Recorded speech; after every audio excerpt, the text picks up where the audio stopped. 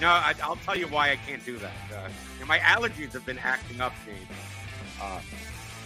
So I get a lot of like mucus buildup in my throat and whatever. So I didn't know if how well that was going to come out, but I think it was pretty decent from what I expected. Okay. I'm surprised I got it out at all.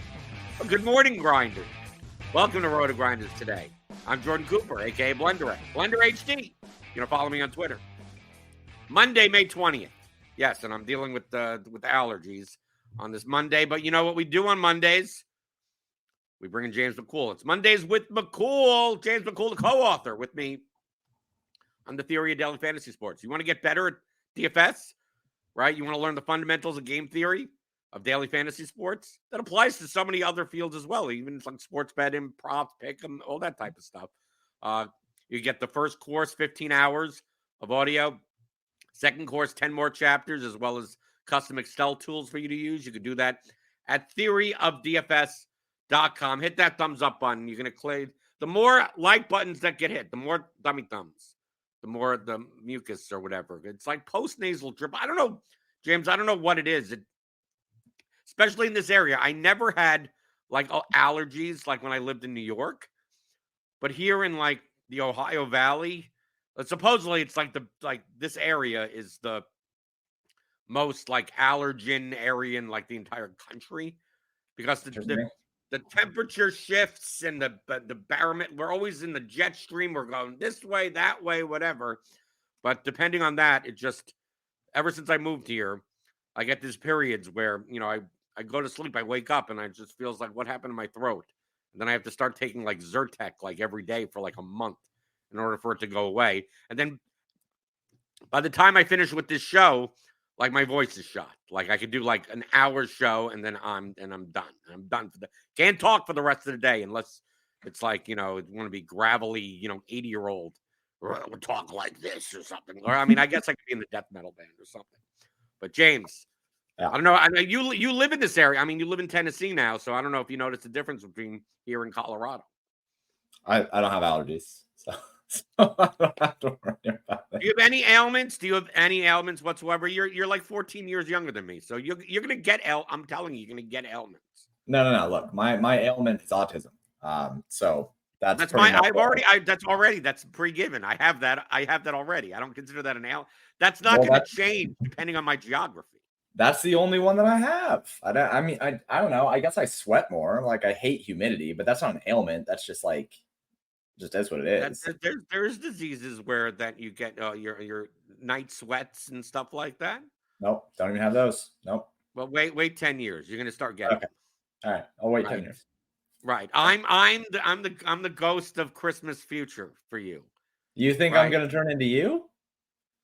I mean, you're closer to me than most of the population, as it is. I mean, really, it depends on what scale. I mean, most people, if we go to just the normal, we go to the mall or something, right? Who goes to the mall anymore? And me and you are hanging out together. People will say that, oh, those two people are much more alike than you are to anyone else in the mall, right? I guess that's a fair point. Yeah. Right. Fair point. Well, that's an unfortunate future. Anyway, let's get on with what we're going to talk about. I want to follow up on last week's discussion. We talked about this. I'll throw it up on the screen if Steve could get it up there. I can never add. I can always remove the screen. I can never add the screen to the screen, to the broadcast. The new StatCast bat tracking data. And I don't know, for people that were not here last week, StatCast has come out only starting this year of like tracking basically the speed of the bat and where the ball is hit on the bat. So you could go and you could see, how fast each of these batters swing, contact percentage, swing percentages, swing length, right? All this stuff. Obviously we have like Stanton who swings the bat like a banshee. And obviously we have Luis Arias who chokes up on the bat and doesn't swing it hard at all, which makes sense. I mean, kind of water is wet. But you theorized, we looked at a bunch of batters, anecdotally last week. You can put it together a hypothesis. Yeah. Because we also see that like bat speed doesn't, like we're talking about from a DFS perspective, right? We're looking for like people that are like have good underlying metrics, but maybe their output doesn't match it. I mean, Stanton and Reyes are like obviously the outliers, like you could tell. But we get these guys in the middle where it's like, oh, you would think, oh, the faster they swing the bat, the more home runs, the more barrels they'll have, and stuff like that. But they miss. A lot of times, these guys that are swinging the bat fast miss, and a lot of times they swing the bat fast and they're not getting clean contact. So it doesn't matter that the guy that swung the bat much slower is getting more barrels because he's hitting the sweet spot of the bat more. So you can't just go like, oh, Javi Baez, he swings the bat, very fast, like never connects with the ball. I mean, like it doesn't matter. There's a reason he bats at the bottom of the Tigers lineup, right? It's horrible. So you theorized, James. You theorized that we looked at some guys and the distributions that the people that you're looking to target in general, heuristically, right, are the guys that swing the bat fast when they need to, but don't when they. So it's like their average bat speed may not be high, but when they swing the bat fast, they get production out of it. It's not bad contact. It is a barrel, that type of stuff. So is that a good overview of kind of like the theory, right? We're not saying that this is true, but like your hypothesis from last week was that. Yeah, so what it has turned into, after going down that rabbit hole a little bit, what I tried to do initially was say, okay, if somebody has a large difference between their max bat speed and their median bat speed, then what we can assume is that they are swinging the bat faster when they think that they have a better chance to utilize a faster bat speed. And that didn't quite bear out what we wanted it to bear out, but I think that was mostly a sample size thing. So remember, this what did it? So you did look into that. So explain. Can you explain why the range, Matt? Because there's some people that swing the bat like bat speed is like very close to each other, right? That maybe they swing the bat either somewhere between 71 and 73 miles an hour, like all the time, like very narrow. There's some people that swing the bat like 68 miles an hour and then 80, like something like that. What is the reason why you were looking at the difference between, like, in a normal distribution, if you said that 70 to 74, like that means the middle is 72, right? But if it's like 70 to 80, it's quite possible the median could actually be 72, right? Even though you have like it goes down dramatically. It depends on how that is. So can you explain why, looking at the difference between the median bat speed and the highest range in comparison to other batters, that's why you were going, like, why were you going down that rabbit hole? Yeah, what we talked about was we were looking specifically at something like Mookie Betts. And Mookie Betts has a relatively slow average bat speed, but when you look at his distribution, what you see is that it's not normally distributed. He doesn't swing just on average 69 miles per hour and then just have that within a normal distribution. He does have a tail end where he is swinging the bat faster into that 80 mile per hour range. And as you can see, that has kind of normalized a little bit more since last time we looked at it, right? We have some more batted ball events, so this has normalized a little bit more. But what we were looking at is that bump between 76 and 82 miles per hour is different than his median between 65 and 70 miles per hour. So what we were trying to assume was, okay, Mookie Betts is arguably the best hitter in the league outside, obviously in the top 5. And if he is able to maintain a relatively slow average bat speed that is outside of what we'd consider elite guys like Juan Soto, he is still able to utilize high bat speed when he thinks he can do some damage, aka when he sees his pitch, right? Yeah. So, right. So here's the difference right here between Soto and Betts. And Soto is the biggest outlier of someone that swings the bat. His average bat speed is fast and he makes better contact than most of, right? We could see here Juan Soto on this chart is like over here, right? Yeah. So his contact rate is just below Betts, but his average bat speed is almost, it looks like what, 7 miles per hour Right. on average higher, even though like Juan Soto and Mookie Betts kind of still, I mean, I'll take both. Like, give me both Right. of them. Like I wouldn't look at this chart and go, and based on their output, go, well, obviously one, because you look at this and a person would say, well, look, Juan Soto is way better than Mookie Betts. Mhm. Yeah, but but he's not. But Mookie Betts is just as good as Juan Soto. It's just that their swings are so different.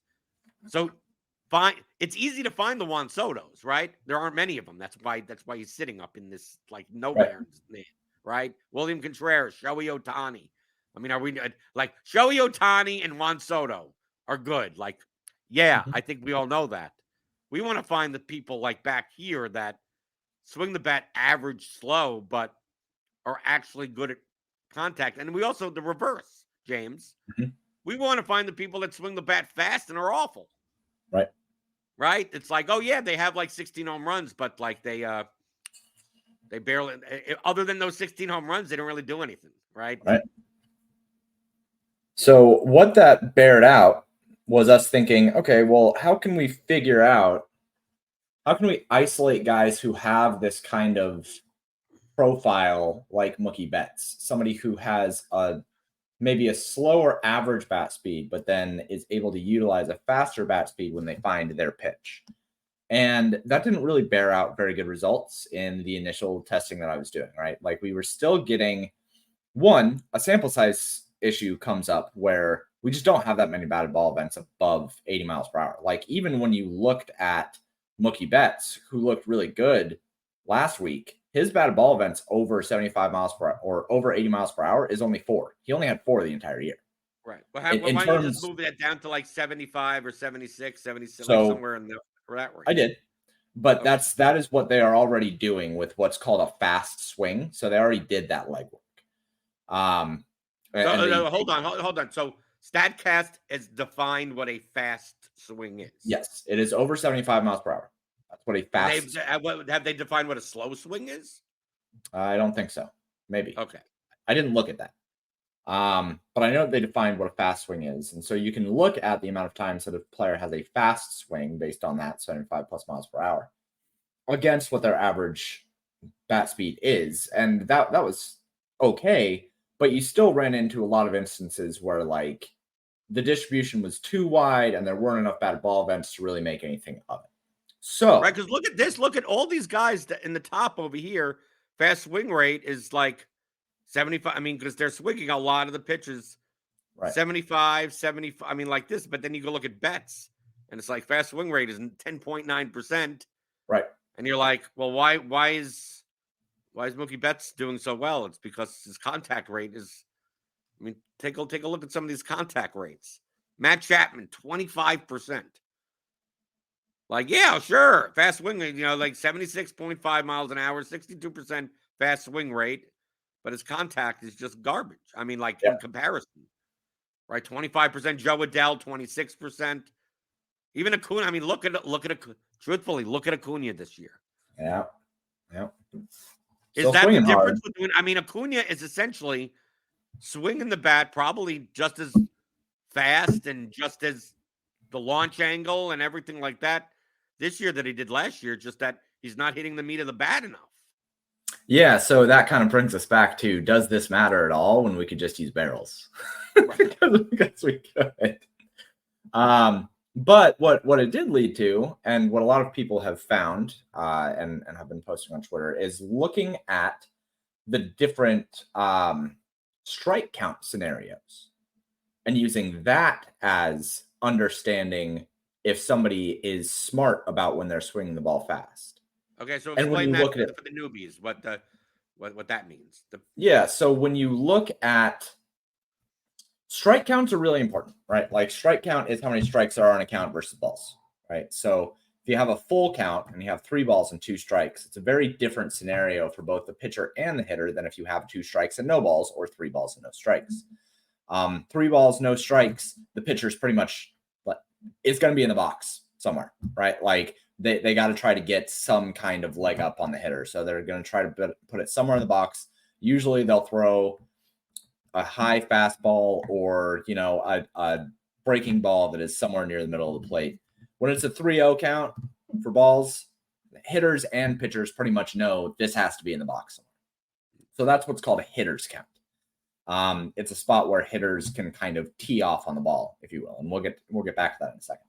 When there's 2 strikes and no balls, then what we end up having is a scenario where it's a pitcher's count because the pitcher then gets to dictate what happens on the next pitch. It can either be a knockout pitch where they're trying to get the batter to strike out, or it can be a waste pitch where they're throwing it outside of the shadow and outside of the chase zone and everything like that and just try to make the hitter look silly and swing at something they can't hit. Or it can be something on the fringe where they're trying to get a chase, right? Where hitters are trying to chase the ball towards the edge of the zone.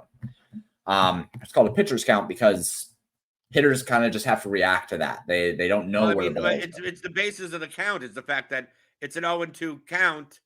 Like, dude, they have 3 more balls. Like, they're not in fear. They could throw anything they want. They could throw it anywhere, any style, any speed. Doesn't matter. On a 3-0 count, it's like, here's a meatball. Like, right. And that's why you see, James, a lot of hitters, the prevailing notion when I was in the Little League, right? And of course, I was horrible in the Little League. That's why I became an umpire. Yeah. If you swung at a 3-0 pitch in Little League, you were doing laps. Yeah. Right? No one swung. And truthfully, when you're like 10 years old, you shouldn't because the pitchers can't get the ball over the plate ever. Right? So, like, you might strategically, they were probably right, but they were trying to burning into your mind of 3-0, you're supposed to take this pitch.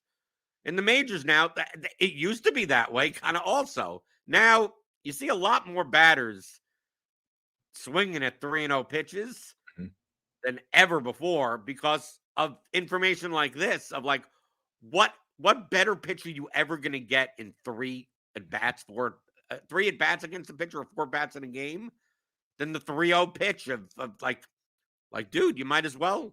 They're going to throw a fastball right down the middle.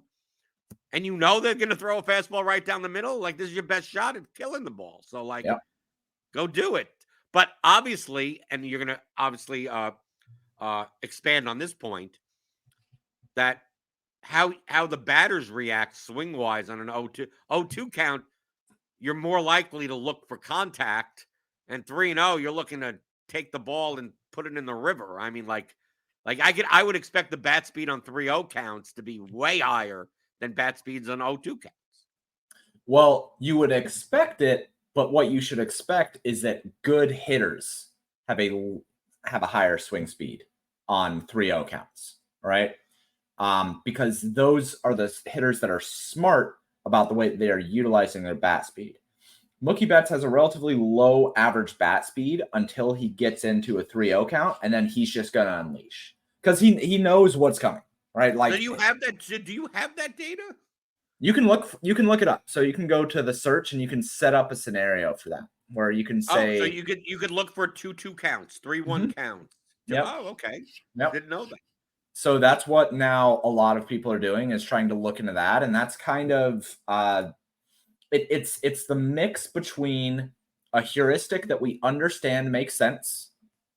It's a hitter's count, so hitters are going to try to hit the ball, and this new data where we can see and have a better understanding of what hitters are better at taking advantage of those counts by looking at their bat swing speed and seeing which ones are really trying to unload on the ball in hitters counts. So is this that? So does this data also? I don't know if the previous data did the previous data have the counts in which barrels, like count to barrels. Like, would I be able to look? Was I able before? Yeah. To look up Kyle Schwarber. How many? What's his barrel rate on 0-2 counts versus 3-1 counts versus whatever? Yeah. Go up in the nav bar. Okay. And go to search. Major League search. Yep. Okay, so what am I doing? I'm going to Major League search. I go player type. Oh, wow. Oh, See, yeah. This is the type of stuff, James, where I go, all this stuff is in the projections, which is correct. It is. And that's why I just don't ball. Okay, wow, you could batted ball direction? Yeah, dude. Full straight. Baseball's So fun. now there's almost too many options. Like what pitcher type? Count. Okay, here's the count. When you're behind in the count, ahead in the count. Oh, okay. So I could do something like Mookie Betts. So like we're gonna go where I don't even know where to put in the player's name. Where the hell do you put in the group by? Or just all of the people? Okay. This is all. Yeah. Or I could type in if I wanted to. So I could look at quality of. I could look at. Oh man, I haven't been on Baseball Savant in a long time. I use Baseball Savant every day. I used to before this stuff is in projections. Yeah. I was running stuff back in like 2017 that I realized was dumb. Right? I was looking through like pitch effects data and all that stuff until you come back to the fact that it's like, oh yeah, all these are correlated to other things. So like none of this matters. Okay, so I'm looking at pitch. Where's the pitch? Where I lost it. Where's the pitch count? Counts are the fourth down on the left. Fourth down on the left. Oh, there we go. Okay. So ahead in the count, a hitter's count. So we're going to ahead in the count. I don't care about the pitch type. Head in the count. What year? I mean, we have to do the year, group by player name. I don't want just everyone. You don't really need to do that. You'll group by player name, and then what you're going to do is you're going to sort by bat speed. Yeah, but I also want the batted ball location. No. Is there like a barrel or a blast or something? Yeah. You can do batted ball type or not batted ball type. Sorry. Quality of contact. Over on the right in the middle. Okay, quality of contact. Okay, over here. So barrel.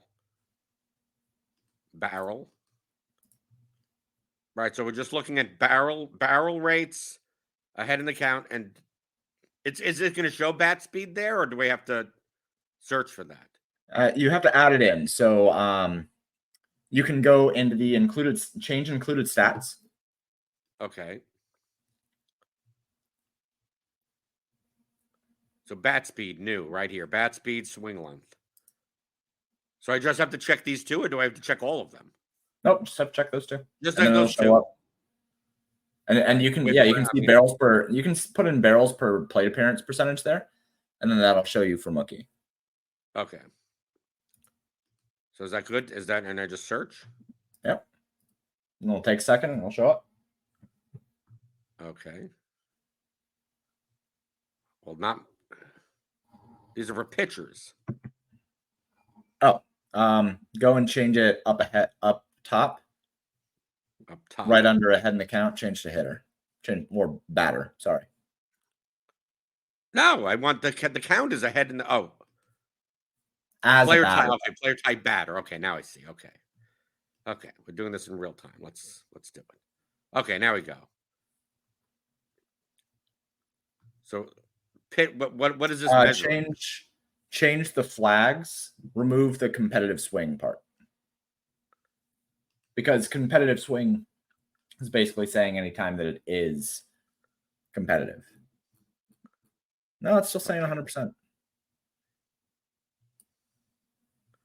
Well, this is ahead in the count. This is. Oh. Shit. Go up. Remove barrel as quality of contact. Because it was only showing. Only showing the. Okay, now I get it. Are we doing this? Is it going? What? I press search. Come on. There you go. Okay, now we got it. Okay. So look, Kyle Tucker with such a low, like Mookie Betts, Isaac Paredes. Like it's not just like Kyle Schwarber with the higher.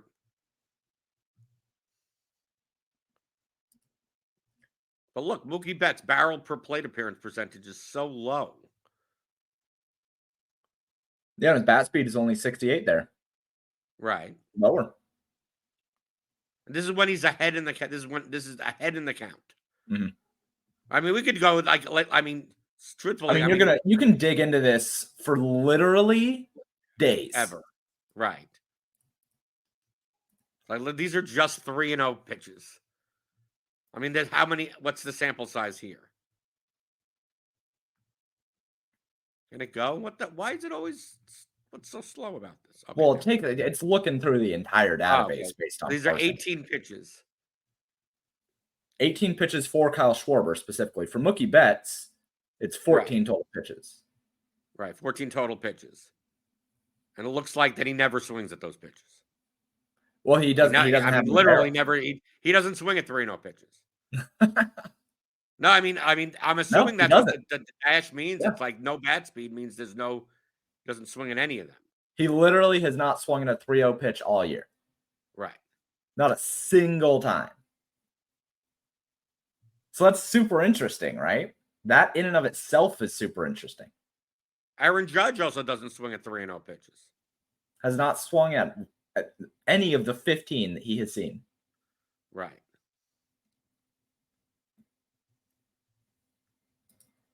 We're narrowing it down to real. Well, no, but it's really interesting. Like it's really interesting to see that and get an idea of, oh, wow. So that idea that you had where 10-year-olds should never swing at a 3-0 pitch, Mookie Betts took that to heart. Like he doesn't even do it in the majors. Yeah, but also some of it has to be, now we're getting into really details. When you're batting in front of Shohei Ohtani and Freddie Freeman, I think you're taking 3-0 pitches. Right? You understand what I'm saying? It's like, right? When you got Stanton and when you got people Rizzo and Stanton behind you, I think Judge doesn't mind taking a walk to first base. Right. When you're Mike Tauchman, I don't know what your excuse is. You should be swinging at 3-0 pitches. The Cubs aren't that good.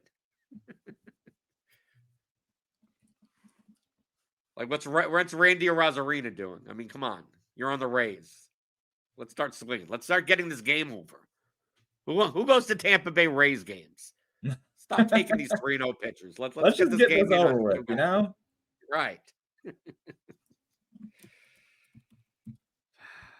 So have you found so with the original hypothesis, have you found anything as far as being able to even isolate like where the slower batters that when they're at their highest bat speed are doing well at their highest bat and isolating that part of the distribution? Yeah, not yet. Still have a lot more research to do. Like you just saw. Looking at all these options here in Baseball Savant, I feel like I could be here. I could probably find out through one of these searches. It's just that I probably would have to go through 747 of them in order to figure out where are these things isolated. And obviously, it would be so much easier if they had like the pitch by pitch. Like they just gave you the dump of like the conditions of every pitch. I think it would be so much easier, right? Mm-hmm. And you can. But they don't. I'm assuming they don't. Pretty sure you can. Of like every pitch and get the pitches isolated. There's ways to do it. Who is the pitcher? Who is the umpire? Who is the all the data of every? There's ways to do it. Yeah. There are ways. Yeah, it's convoluted. You don't have the play-by-play directly in front of you, but you can do it with the search tool. And if you go to an individual player's page, like if you go to Mookie Betts' page and go to the game log, you can see the pitch-by-pitch data. Oh, let me see. They didn't used to have this, right? Well, I've been using it for like a year, and I was on Baseball Savant in 2017 and 2018. I've been using it for that long, but I've been using it specifically as a data source for all my models for now a year. So here are the last pitches, right? In the show. Zone count, inning, bottom. It's obviously the description of the pitch, which it doesn't matter to me. Do I get to see it? You can see it, yeah. I mean, that's really. Yeah, dude. You should There you be on go. He baseball. took a 3. We put it on. We put taking that 3-0 pitch. Yeah. Right. Look, doom, done. He doesn't even consider swinging at that. No, he doesn't even consider swinging. He doesn't even bother. Doesn't care. But I don't know. Like, this only shows the past. I mean, these shows the games. What? This is not like all these. Oh, hold on, because I'm on the screen. These are those 14 pitches. Yeah. Right. These are exactly from the stat. Oh, okay. I can, dude. You know how much you can play around with this? Yeah, a lot. And you know how much you could play around with this? Go down a rabbit hole for like 10 hours and then come out and not learn anything. That's why it's like the pitch data. I'm like, I want to download all the pitch data and then just run it through something and just go tell me what's correlated to whatever the hell, and just you find it yourself, right? Isn't that what you do? Don't you write stuff where it's like, here's a bunch of data. I don't know where what relates to what, and just find where it could relate, and then you look and you see if it makes any sense. Yeah, that's basically it. Yeah. That's what I do a lot of the time in the off season for every sport. Is I just I find what new data is out there and I just throw it into a big old data lake and just say, all right, go. Is that what it's called, a data lake? That is one type of database. Yeah. It's data lake. So a database is structured and data lakes are not. Which basically it's like for a database, you have to have like structured and oriented objects for columns. Right. And data lakes, data lake is just here's just, we don't even I don't even know what this has to go with. Like, it doesn't.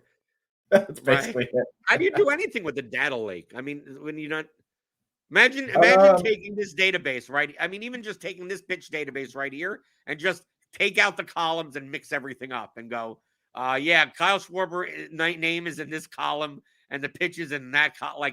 Like what is, it's just basically it's a CSV with everything all on one line. Basically, yeah. That's basically. What are you supposed to do? How the hell do you use that? Look, I'm not a network expert and I'm not a database expert, but I know that data lakes hold data like that, and I know that I use them by just pulling that out and then saying find relations. I can find some videos for you if you'd like to know them a little bit better. Data lakes are crazy. Data lake is a centralized repository that stores, processes large amount of data, and it's an original format. Data lakes, okay. So it's not as nuts as I thought it was. Data lakes are structured, semi-structured, and unstructured data and exhaust size limit. So it's not doesn't have to be like completely like just a mess of garbage. Well, no, it doesn't have to be. Oh, now there's a data warehouse. Why would all these data warehouses store structured data, and a lake is a centralized repository? Yeah, data lakes basically allow you to store anything, whether it be structured or unstructured.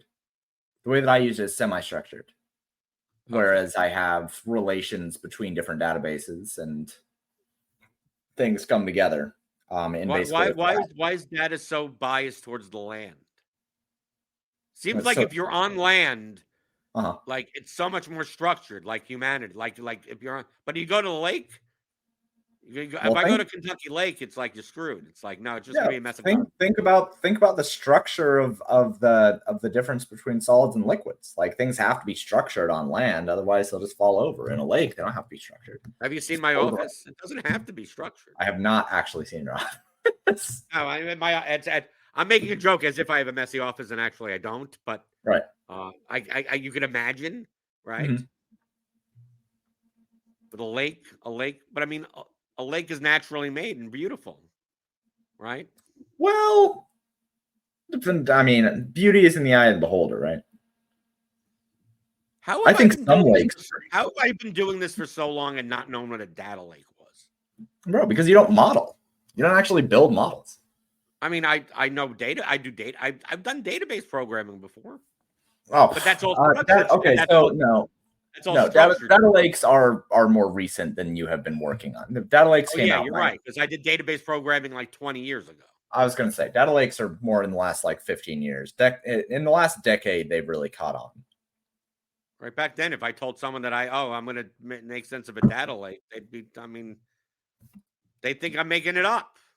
Like, what the hell are you talking? You can't do that. Right. But you can. I don't even know what version SQL that you're up to. What version SQL are we up to?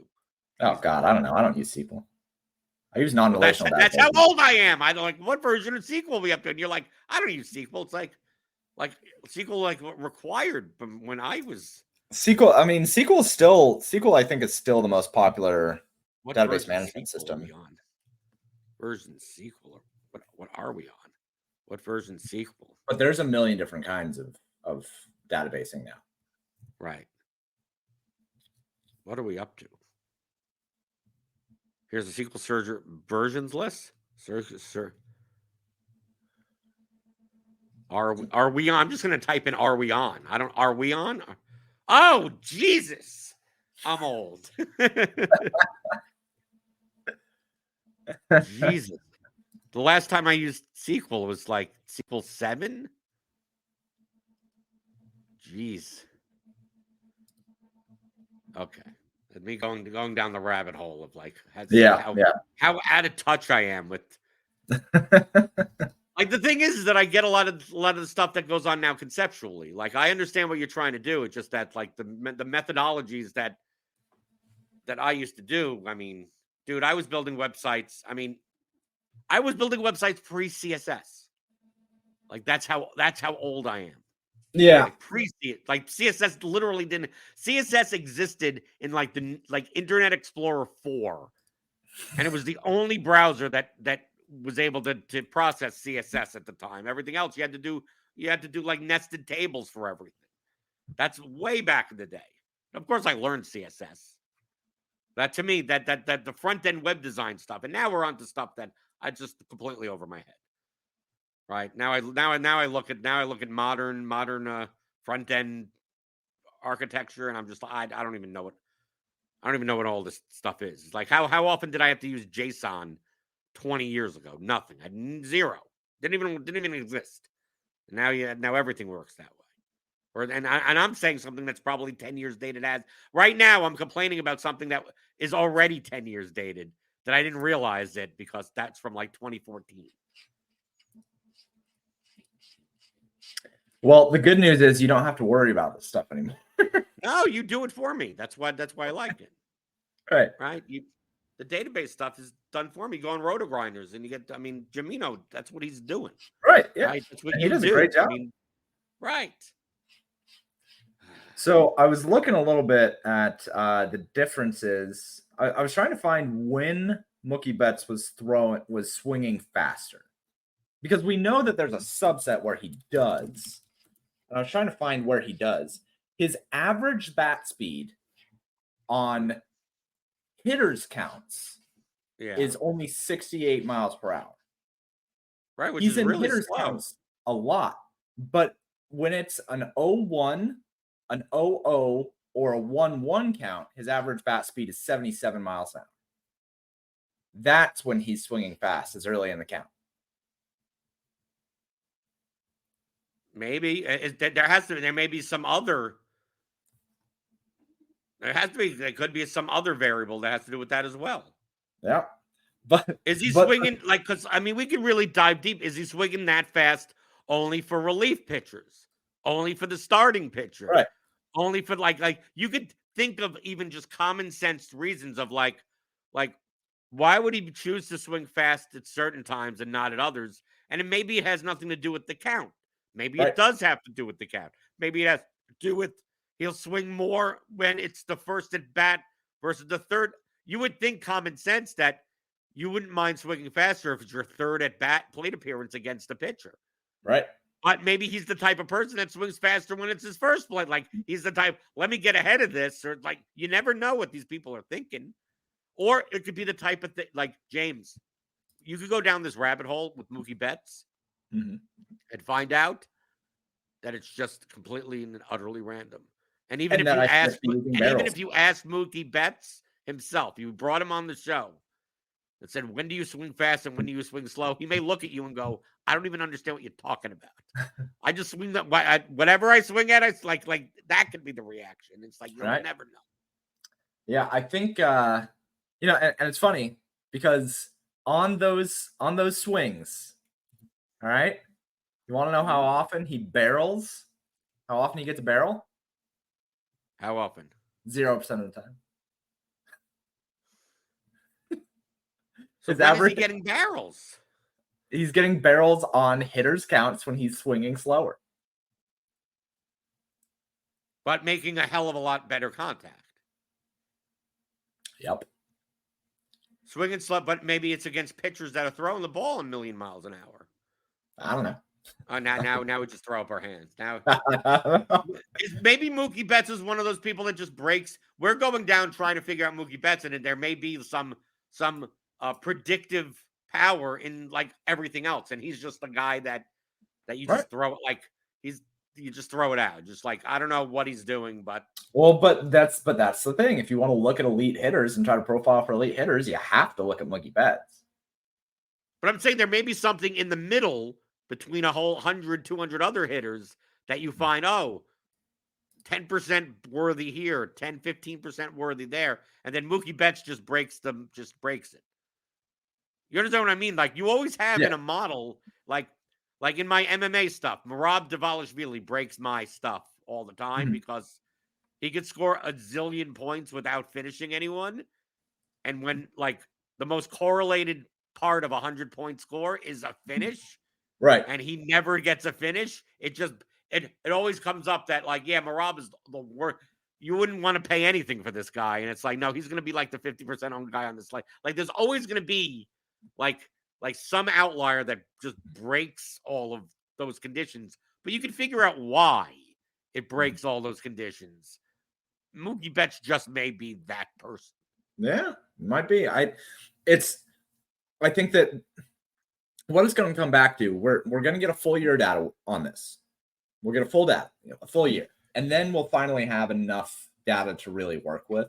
Probably about halfway through the year, we'll probably have a decent amount. But I'd say at the end of the year, next off season, people are going to find some things that really matter. AKA me, I'm people are going to find some things that matter, and then we'll be able to actually point to some things next year. But like right now, that is really new, and we just don't know. And but what is interesting is to look at these different scenarios and play with these different search tools and look at the different parameters and say, okay, well, Mookie Betts is like what we might find is Mookie Betts is swinging really hard in the first inning, in his first at bat, in the first 3 pitches. And if he doesn't hit a home run in the first 3 pitches, then we should expect him to not do anything for the rest of the game.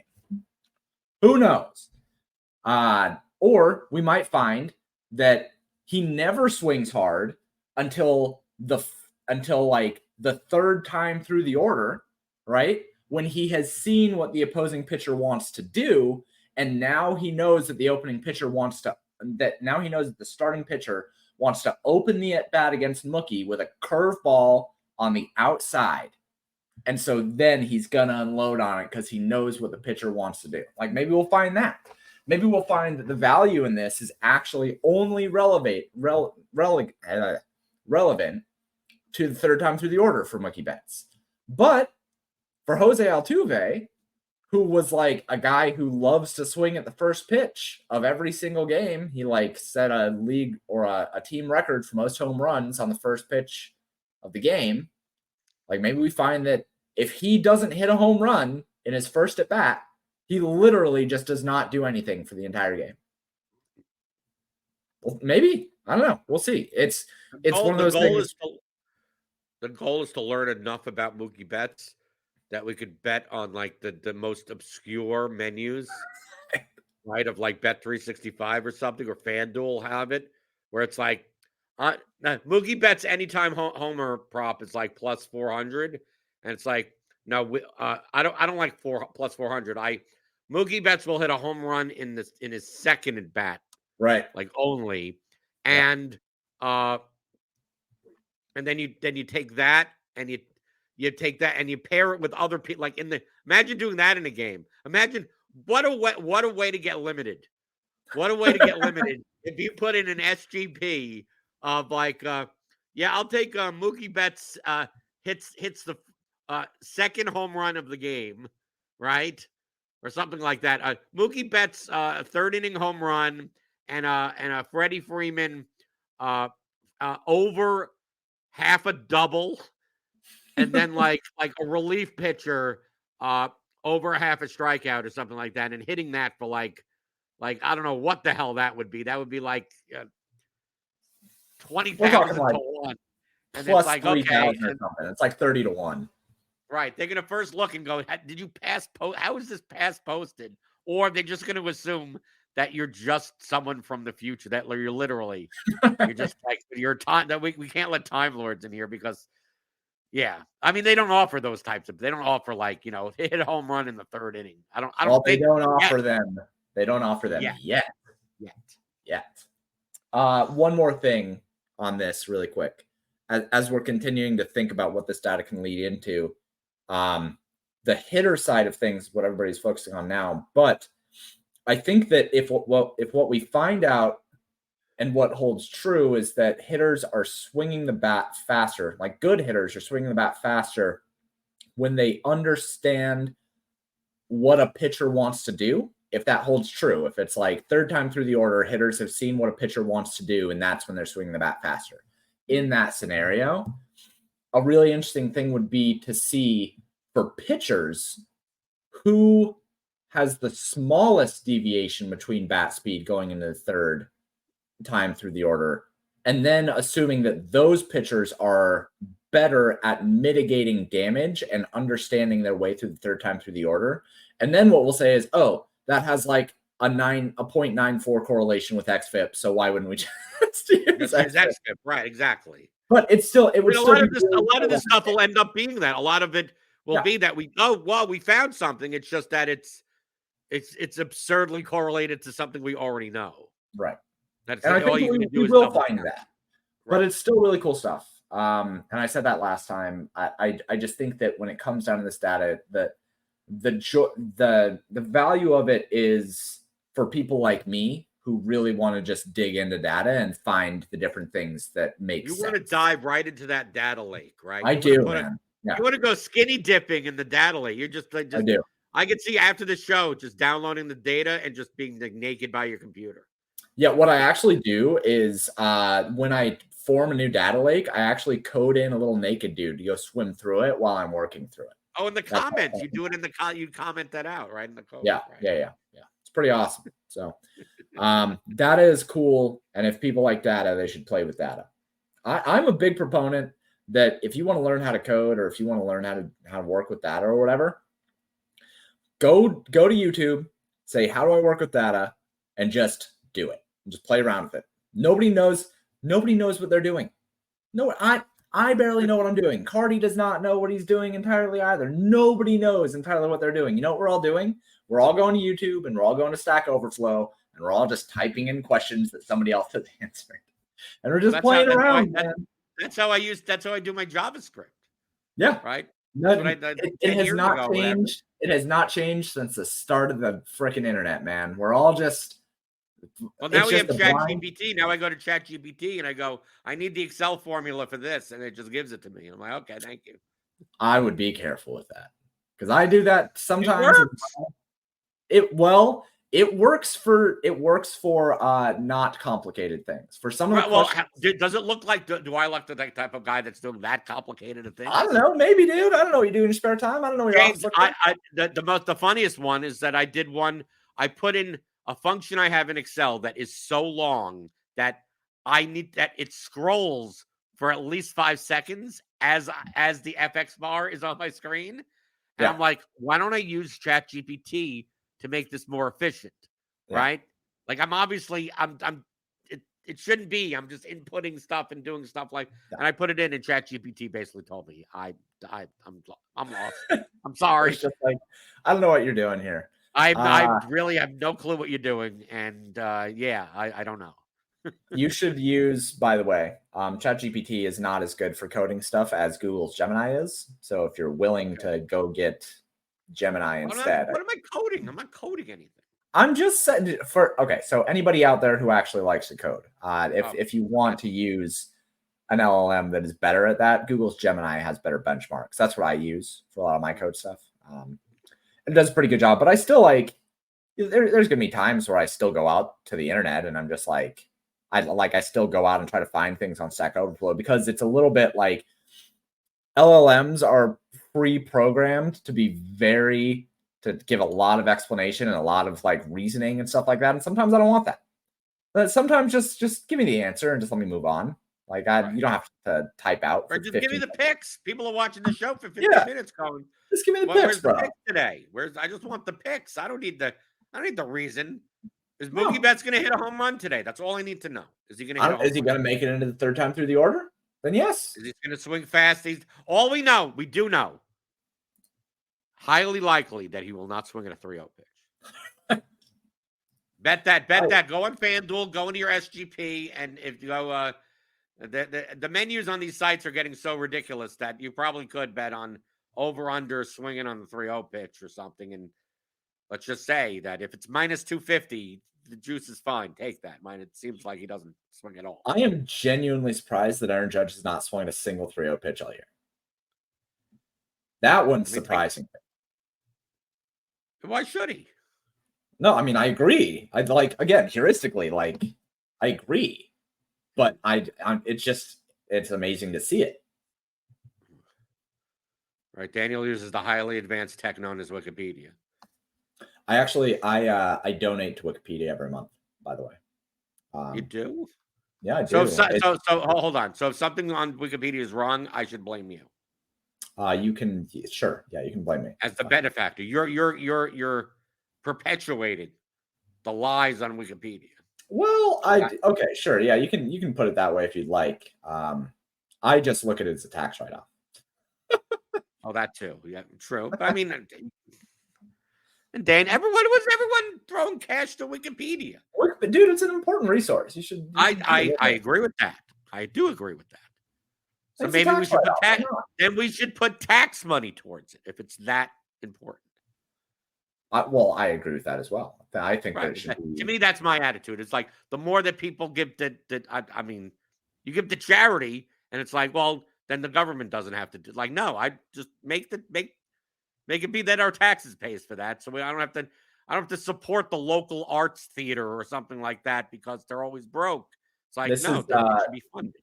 This is going to come off as polarizing, but I think that taxes are way too low overall. Because I agree, we should be funding things like that. But yes, until we have James, yeah, figuring out how Mookie Betts swings a bat should be publicly funded. That's the takeaway. Here's what I want. I want a progressive tax structure that actually taxes Amazon and Tesla correctly, so that I can figure out when Mookie Betts is swinging the bat as fast as he can. I want Amazon to pay for my baseball research. Yeah, that seems reasonable to me. I think so too. Yes, I think so too. Okay, I'm gonna ask Cardi about some of this stuff tomorrow.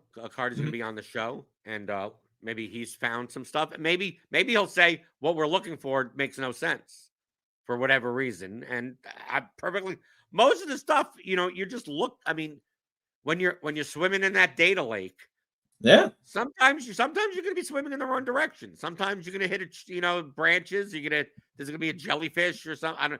I don't think jellyfish are in lakes, but I mean, they would be in oceans, but you never know. Maybe sometimes you find a jellyfish in a lake or something, and you got to do some of that type of stuff, right?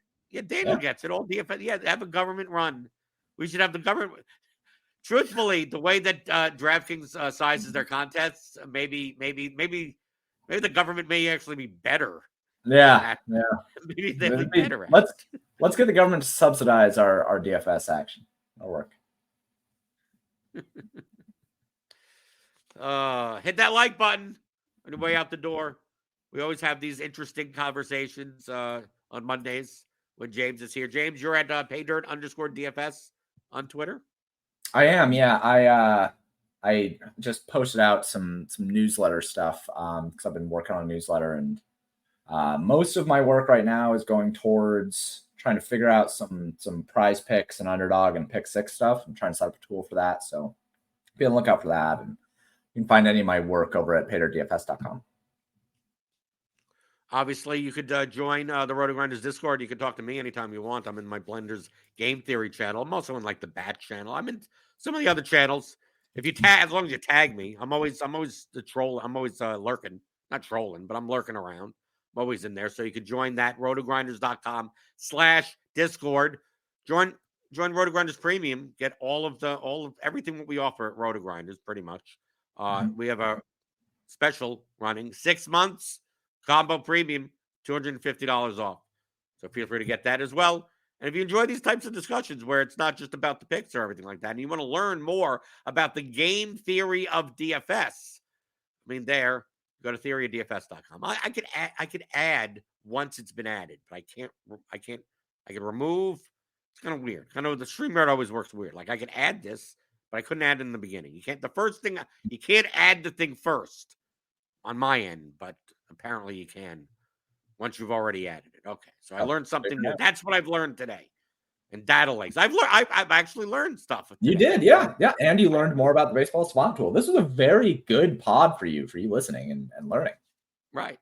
Now, am I going to look at most of this stuff probably not, but I mean, because I'm going to look and I'm going to go, I'm going to spend an hour looking at whatever, and then I go to the projections, and it's like, what is it? Whatever. No, I was going to say you're going to take time on this. It won't come from anything. You're not going to actually learn. No, yeah, it'll be something. It'll be more like entertainment. It's more entertainment for me. Like, it's kind of weird to see why anytime I play this guy, he sucks. Like, let me go look. Oh right. Yeah. You know what the data says? Data says he sucks. You thought he was good. It turns out like it's just your bias. Like no, Justin Turner sucks. I'm sorry. Yeah. Like he's not the same guy that you remember. Like he just literally sucks. So like don't play him. Right? Javi Baez, right? Those people. It's like, yeah, why can't Javi Baez hit a home run today? It's like because he doesn't do it anymore because he sucks. Right? Okie doke. Like I said, hit that thumbs up button, hit the subscribe button, hit the notification bell to know when we go live. Tomorrow I'll be talking about the Tuesday slate as well. We'll have Cardi on, and I'll ask him some stuff about this as well. There's no MMA this week, but TJ will be on Friday. But we got mostly baseball. Wednesday I'll be on with Dean with Grinders Live. We got, all the pretty much now. I mean, with the basketball playoffs are getting close to being over. The hockey playoffs are getting close to being over. It's going to be mostly baseball. So I hope you're swinging away at the DFS contests, the props, the pick 'em, everything else. That's what I talk about here Monday through Friday, 11 o'clock Eastern on RotoGrinders Today.